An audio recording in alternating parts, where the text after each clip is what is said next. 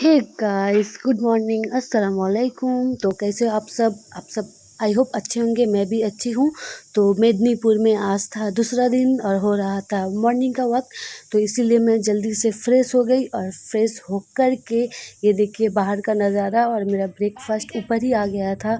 मेरी अम्मी लेकर के आई थी तो 2 मैंने खा hours ली। और later. खाने के 2 घंटे के बाद इतनी गर्मी में मतलब तैयार होने का तो मन नहीं कर रहा था, पर मैं आई हूँ मतलब दूसरे के घर में आई हुई थी, इसलिए मैं अच्छे से तैयार हो गई। और गाइस, मेरा आवाज़ तो बिल्कुल भी जो मैं बोल रही थी रिकॉर्ड नहीं हो पाया, इसलिए मैं फिर दोबारा अभी मैं आवाज़ दे रही हूँ।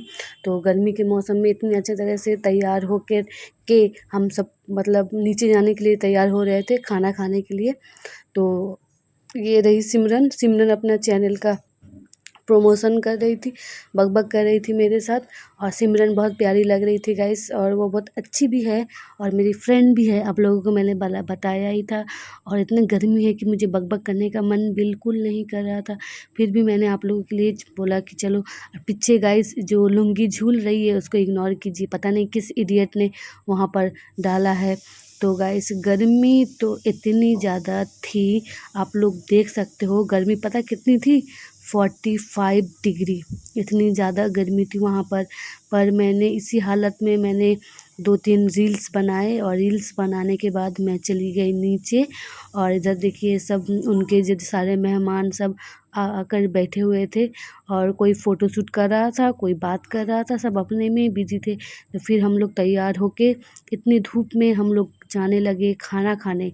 खाना खाने से पहले हम लोगों ने खूब फ़ोटो उठाया, रील्स बनाया, और फिर हम लोग देखिए इतनी धूप में हम लोग जा रहे थे खाना खाने। तो फिर हम लोग आ गए खाना खाने के लिए, हम लोग बैठ गए। तो पहले दिया चिकन पकोड़ा, सलाद, उसके बाद दिया बिरयानी, कि देखिए बहुत टेस्टी बिरयानी था।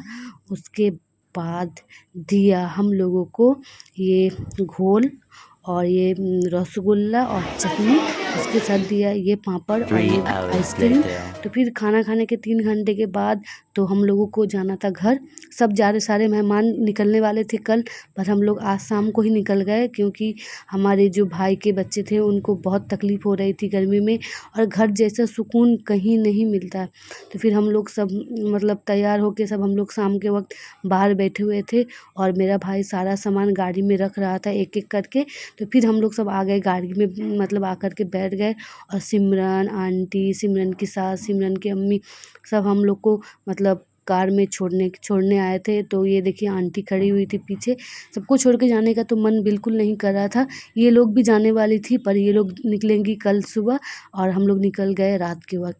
और गाइस, रास्ता में मतलब पूरा गांव था ना, इस वजह से अच्छा भी लग रहा था, पर गर्मी इतनी लग रही थी, इसलिए हम लोग ने बोला कि एसी मत चलाओ, एसी से मतलब कुछ अब मतलब असर ही नहीं हो रहा है एसी का।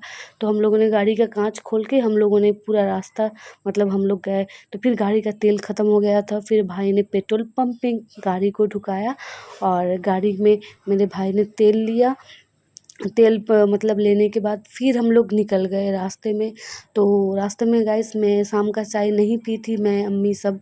तो फिर हम लोगों ने एक जगह गाड़ी रोका, और गाड़ी रोक करके मैं और मेरी अम्मी बोली चलो चाय पीते हैं। तो भाभी लोग नहीं उतरी गाड़ी से, वो लोग गाड़ी पर ही थी क्योंकि उनके छोटे छोटे बेबी थे।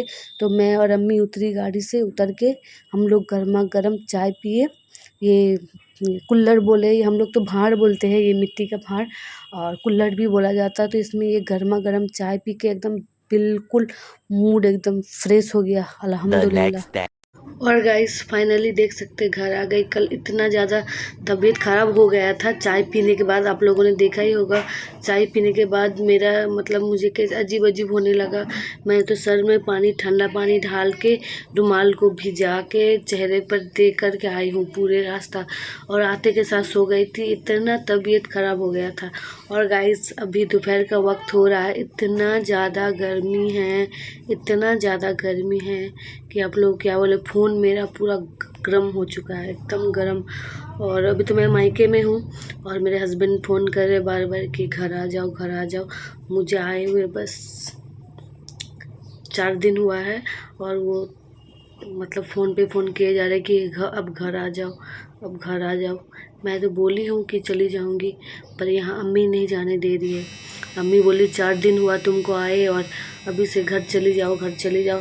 और गर्मी से तो कहीं जाने का मन नहीं कर रहा, बस मन कर रहा नहाओ धो और सोई रही। कुछ अच्छा नहीं लग रहा, इतना ज़्यादा गर्मी है। Tomorrow. और फिर गाइस रात के वक़्त मतलब कल रात के वक़्त मेरे हस्बैंड को बर्दाश्त नहीं हुआ और आ गए वो मुझसे मिलने।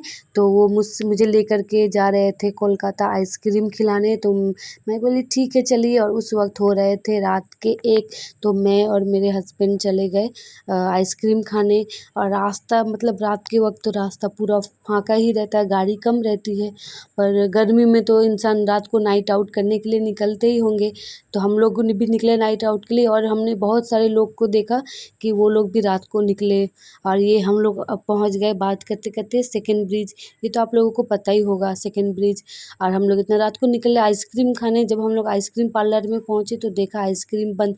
तो फिर मैं बोली चलो कोई रेस्टोरेंट में जाते हैं वहाँ पर खाना खाते।